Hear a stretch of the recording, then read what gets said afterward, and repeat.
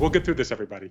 Navigating through life these days is difficult. Today on Context, we take a look at how COVID is changing us, our children, and tips on how we can handle it all.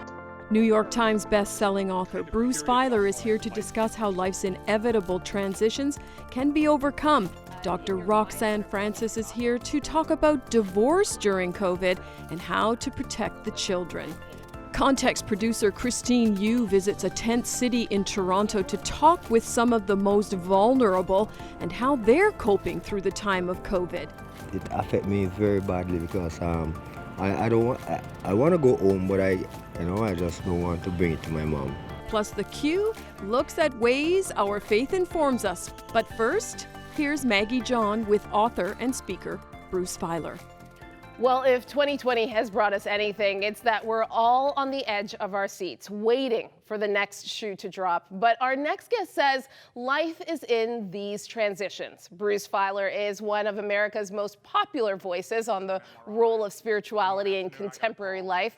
He's a speaker, presenter of 2 primetime series, and best-selling author of The Secrets of Happy Families, creator of Council of Dads, Walking the Bible, and his latest book, Life is in the Transitions. Bruce Feiler, thank you so much for joining us today. My pleasure. Thank you for inviting me. Your new book talks about mastering change at any age. Many of us fear change. Some of us appreciate it. And 2020 is a year of unwanted, unwelcome changes. What are your findings during this time of great angst for many of us? Well, we are in this kind of period that I call a lifequake, which is a period, as you said, of massive change that has aftershocks that last for years. And I got interested in these periods, as you know, because I went through a lifequake of my own a few years ago. First, I got cancer as a new dad. Then I almost went bankrupt. And my dad, who has Parkinson's, tried to take his own life.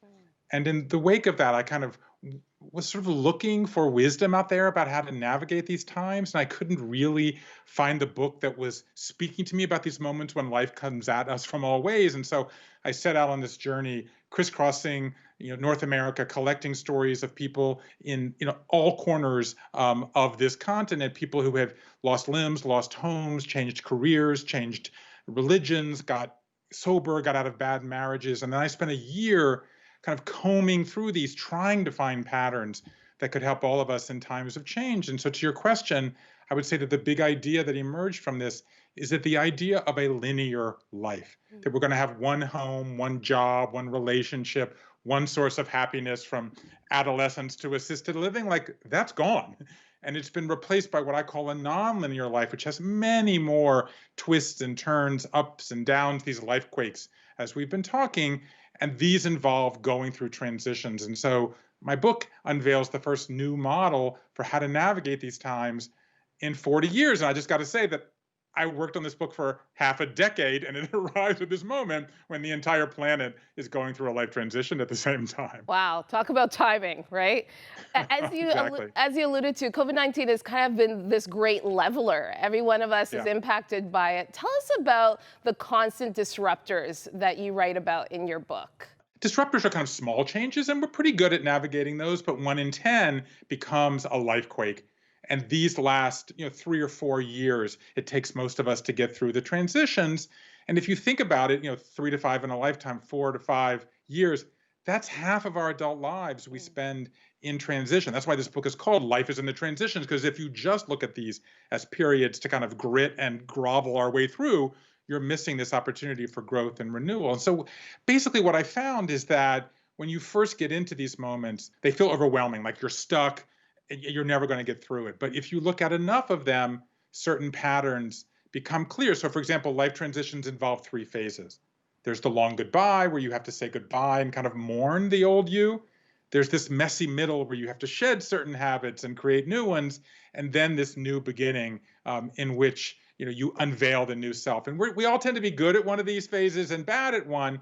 So my advice is to people, figure out, are you good at the goodbye? Are you good at the middle? Start there, build some confidence, and then go to the parts that might be more difficult. That's great advice. In your PBS special, Walking the Bible, you say that the Bible is not an abstraction. It's probably impossible to narrow down. But what did walking the way of the ancients bring to light most of all for you?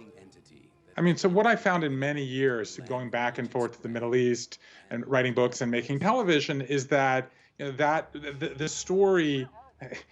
I see the Bible not as a book, but as a map, but as places that you can go, and the story is in effect about the relationship between God and the people and the land. And if you take any of those out, you kind of miss the point of it. And I think there's an interesting, actually, parallel here between my experience walking the Bible and talking about life transitions, because if you think about the great moments in the biblical story, whether it's Abraham leaving his family's house and going to the promised land, right? The Israelites leaving Egypt and going into the wilderness, the Jerusalemites going by the rivers of Babylon, Jesus into the desert, or Paul on the road to Damascus. These are all stories of these journeys into difficult times.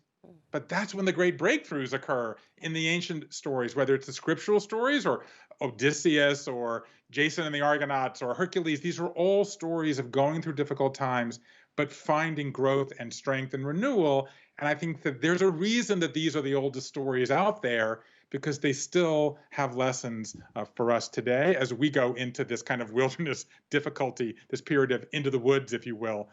Yeah, and in light of your historical pilgrimage through the Bible and study of the world's three major religions, how do you think humankind today is handling this pandemic? We like to think of our stories as a fairy tale, Yeah. right?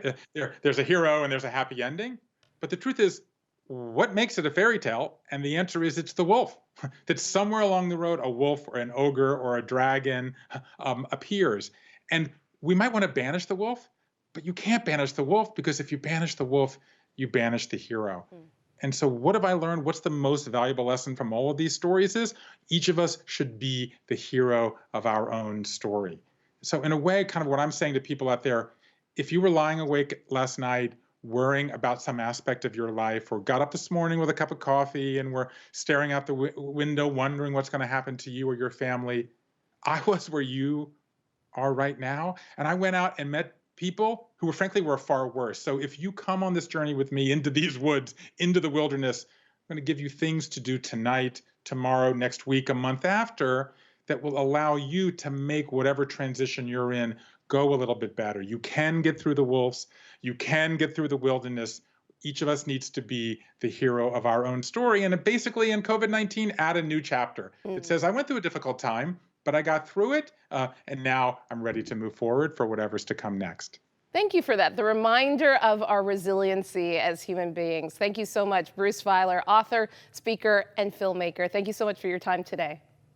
My pleasure. Thank you for having me. We'll get through this, everybody.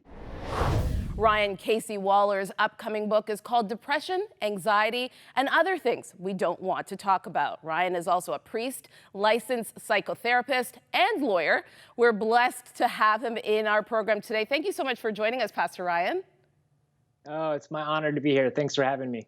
So, as someone who has struggled with mental health, how are you coping through this pandemic? Yeah, during this pandemic, first coping by recognizing that for anyone who suffers from depression and anxiety, a situation where we are cut off from other people and our normal outsources and our resources of what we tend to go to help us, deal with our mental health struggles are taken away. I first cope by recognizing that this is a tough time and it's okay to say that and to accept it. So much of dealing with depression and anxiety is being preventative and proactive with what we do. A lot of times when we wait and get behind depression and anxiety, that's when it's too late and it's tough. So during a time like this is when I lean into all the things that I know that work for me and tend to help me when I feel healthy, even if I'm not necessarily feeling overly anxious or depressed. So for me, what that looks like is paying attention to my biology, my psychology, and my social life. You speak about stigma in the church when it comes to mental health. What have you experienced? What does the church need to learn when it comes to mental health? Yeah, it's a great question. First and foremost, it needs to understand that taking mental health seriously should be right in line with taking just our general health seriously, physical and spiritual. This isn't something that we need to shy away from, which unfortunately the church has long done. We don't have the best track record on welcoming those who suffer with mental health in and saying, look, you have a place here too, right?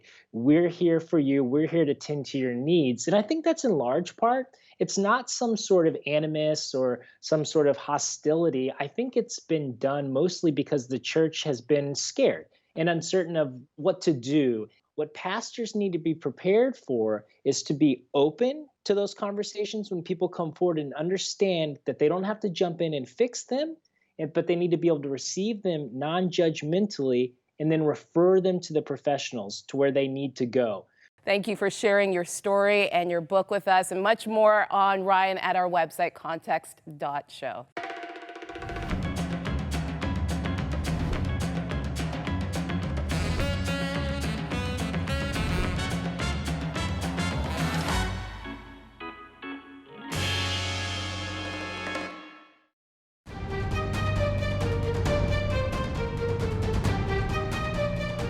The added stress felt by families juggling everything from remote learning, working from home, and the isolation from extended family and friends will only be heightened in the second wave, say many, like our next guest, psychotherapist Roxanne Francis, who joins us now. Thanks so much for joining us today, Roxanne. Thank you for having me, Maggie. So, Roxanne, what are some of the added stressors that you're seeing in your clients that are coming into your office? A lot of the families that I see, they struggle with maintaining boundaries, particularly boundaries between work and home. Quite often, parents finish their workday and they just continue into working with household tasks and responsibilities. I talk to parents a lot about doing things that create a demarcation between the end of their workday and continuing into their family life. So things like maybe having a shower after your last meeting or taking the family out for a walk to walk the dog. But it's important to close off your workday. Close your laptop, finish by 6:30 if you can, so you can continue with family life. We're also seeing some lawyers are seeing an increase in divorce inquiries by 20%. How can couples manage through this pandemic? It's important, again, with the blurring of the boundaries. We're constantly working, particularly couples who are working at home separate but together. I would say if you can, work in separate spaces. But it's also important to be intentional about that together time, that couple time. So being creative, maybe even doing like a movie night on the couch with some popcorn after the kids go to bed, or even sitting down and talking about having a status meeting. How are we doing in the midst of all of this, and getting really honest about that. And you say there's something you and your colleagues call the mother load. Explain this to me. Yes, although we are living in the 21st century, a lot of the tasks for taking care of the home still falls on the mother. And so this mother, if she's working, if she's a woman who's working sort of outside of the home, she's doing her daily job, and she is probably doing the online school, keeping in touch with the child's teacher. This is just too much for them. And I say reach out to your sources, your resources, your friends, your connections. Talk to your spouse if you have one, and just get honest about all of this and rejig your expectations. All right. Well, psychotherapist Roxanne Francis, thank you for joining us. Lots more great information from Roxanne on our website, context.show. Thanks again. There's a lot of misconception, and the greatest being that, everyone is a drug addict or has a mental health issue. The majority of people just need housing. A clip there from one vacant downtown hotel being turned into a shelter for the homeless. Of course, one of the communities hardest hit by the pandemic are homeless people who struggle to survive. And as we head into winter, there are now deep concerns about the second wave. Context producer Christine Yu speaks now with an outreach worker from Sanctuary Toronto about what the city is doing. Christine also speaks with Derek, a man living in a tent city in Toronto. The city just released their winter plan just earlier this week, and we're very aware that there's even less beds available compared to last year. And we're actually anticipating more people to be out on the streets this year with increased evictions and job insecurities.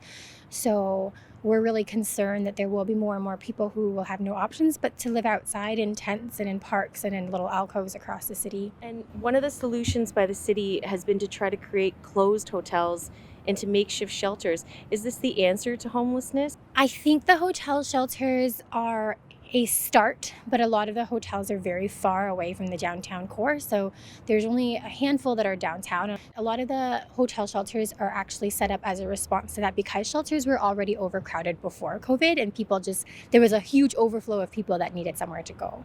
Moss Park is a place where the community, we all stick together, and this is what we do, this is where we're at, and this is our place. So I try to protect it as much as I can by giving out a lot of stuff, and this is why I'm here, to help people. Is the situation of homelessness and poverty getting worse? Yeah, I would definitely say it's getting worse. In 2018, the city's estimate of homelessness in this area was 8,000, but I think that's actually a low estimate. And since 2018, we're very aware that the numbers have gone up.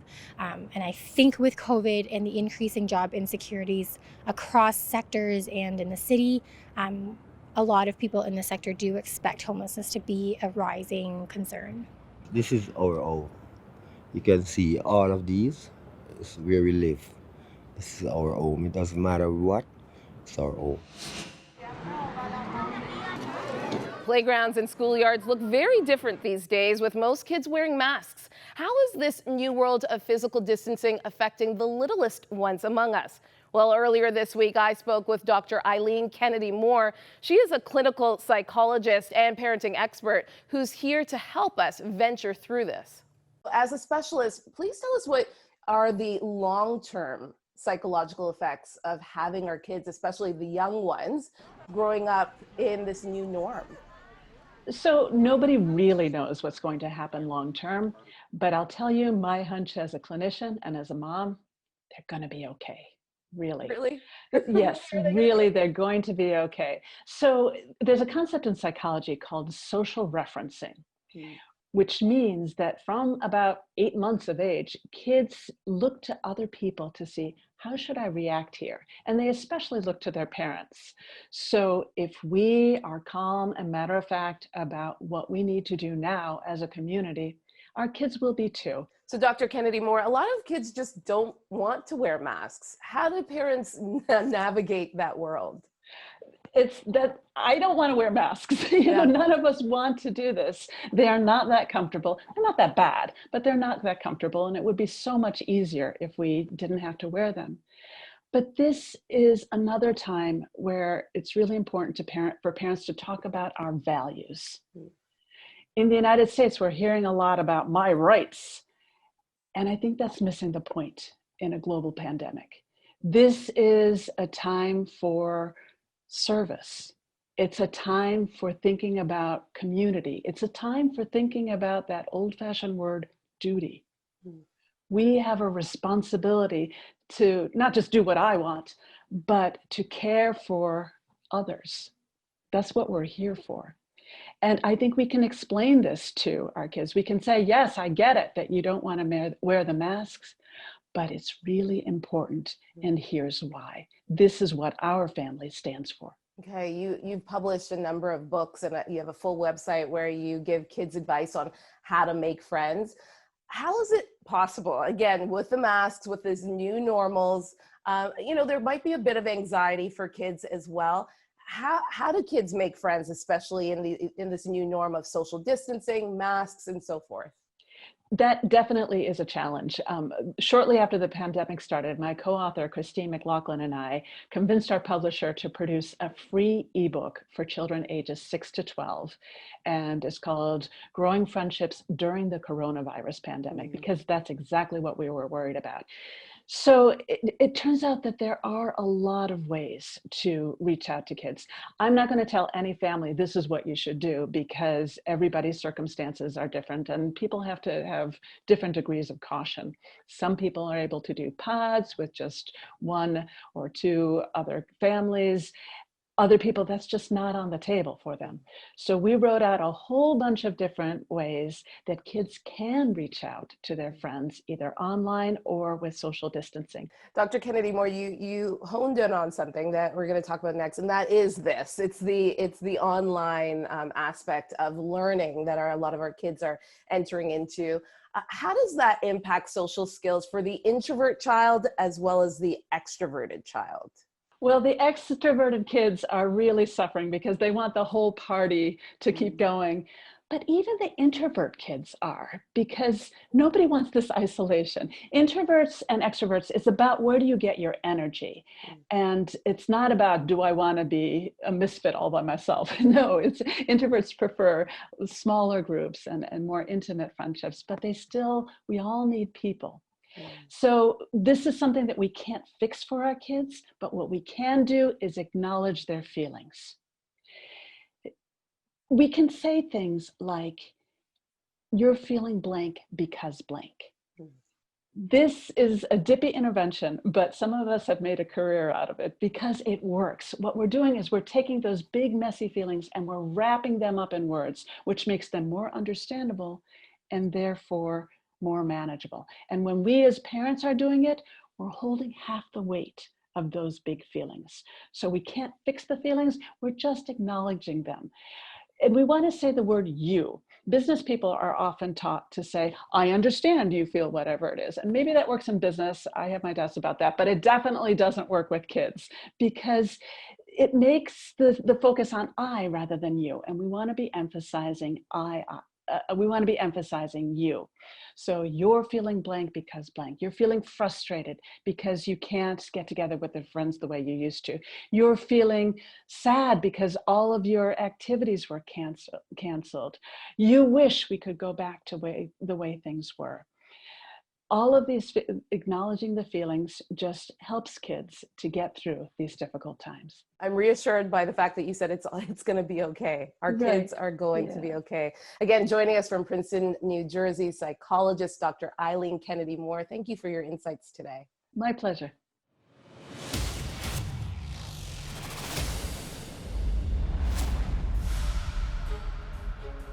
How are churches coping amid the worst pandemic in 100 years? Coming up on The Q, we explore the questions to open or not to open. Stay with us for The Q.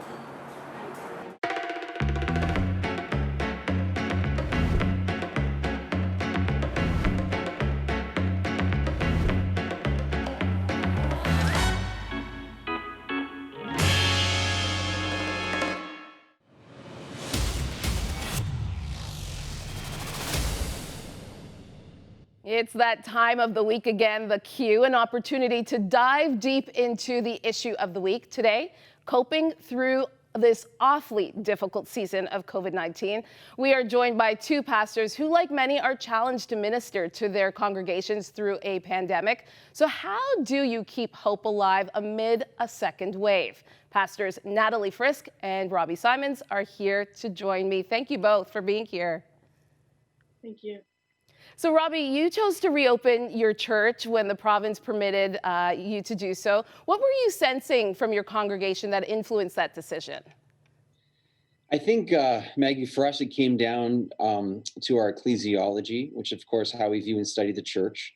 And so what I love about God's church is that it is the most important institution on the face of the earth. Like it really is. It's good for us to be reminded of that, right? There's no other institution that is used by God to bring people, from death to life.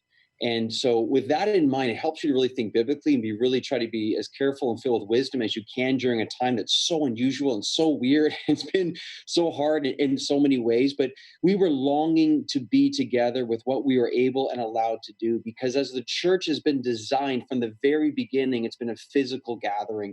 And so that's been a conviction of ours to do it rightly, to do it safely, to do it wisely, but to think of the preaching of the word, the observance of the ordinances, the exaltation of Christ, the fellowship fellowship of the saints being together, how the Holy Spirit uses that unique setting. And so we did take a survey among our people to kind of sense where they were at, how they were doing through the months leading up to when we were allowed to in June. But overall, it's been super encouraging. It's the first time I get back into the church and actually preaching to people, Maggie. Like, honestly, it brought tears to my eyes. It was overwhelming. Just sense the Holy Spirit encouraging, because this is what God has designed, again, for us to do ultimately. Tons of grace. Many churches have no ability to gather because the buildings aren't available. We are blessed. We have a larger building. We can do it to a 30% capacity.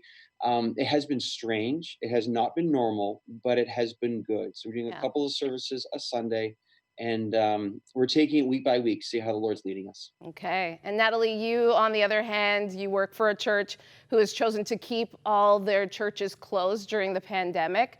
Explain that process. Yeah, absolutely. Probably quite similarly to the same reason why Robbie kept his church, or is keeping things going and the church open. We are keeping our church closed, and it's incredible how we can be led to different outcomes with kind of the same heart posture. And, you know, we believe similarly that the church is the body of Christ, you know, active in the world. And so because of that, we wanted to act out of, you know, the most loving heart posture that we could find for our church family. So we just similarly took a survey, and of those surveyed, 50% of people, actually more than 50% of people, said they weren't comfortable yet with meeting together in person in that larger setting. And so we have not yet kind of reconvened. And similarly, within that loving heart posture, we also have said, you know, what does public health guidelines say? Because, you know, we want to make sure that we are acting in best interest of people's health and safety as well. And knowing that the way in which we have gathered in the past isn't necessarily as accessible to us now, we often, many of our church locations meet in movie theaters, and it's just become very near impossible right now to meet in a wise way. I have a couple more questions I want to get to, so we're going to plow through them a little bit quicker. But talk to me about the spiritual needs that both of you are sensing, especially during this time of isolation. How are you able to minister to people who feel so isolated today? Robbie? 2 Timothy 1:7, for God gave us a spirit not of fear, but of power and love and self-control. I think the great burden I have for the church right now is to make sure we don't let a physical virus become a spiritual virus of fear and apathy. I personally believe fear is running the day. As a person belonging to God in Jesus Christ, we have to make sure, again, the verse I just quoted, that the Lord's given us his love and self-control and his power. So really burdened to help people see that. And like the safest place, Maggie, I feel right now in the midst of all that's going on, the safest place I feel is an open Bible running towards Jesus as fast as possible, because he's the only one I can ultimately trust. And so people, again, aware of the marital tensions on the rise, suicide rates, mental health issues, drug addictions. These are all very, very serious concerns that have been ramped up in isolation. So as a church, getting together, community, being present, accountability, all these, I'm personally very burdened. It's hard to care for the sheep when you can't see them. Thank you, Pastors Natalie Frisk of the Brantford Meeting House and Robbie Simons of Hope Bible Church. Thank you so much for joining us today. And thank you for joining our conversation today. Please go to our Facebook page and our website, context.show, and let us know how you are coping through COVID. For all of us here at Context, I'm Maggie John. See you next week. Bye.